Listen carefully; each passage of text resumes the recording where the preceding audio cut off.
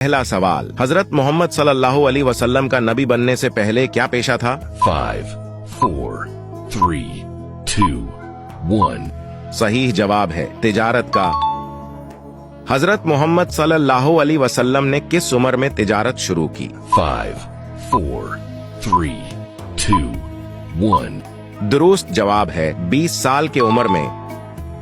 हजरत मोहम्मद सल्लल्लाहु अलैहि वसल्लम ने कितने बार हज किए? 5, 4, 3, 2, 1. सही जवाब है एक बार। हजरत मोहम्मद सल्लल्लाहु अलैहि वसल्लम की सबसे बड़ी बेटी का नाम क्या था? 5, 4, 3, 2, 1. सही जवाब है हजरत ज़ैनब रजी अल्लाह अन्हा।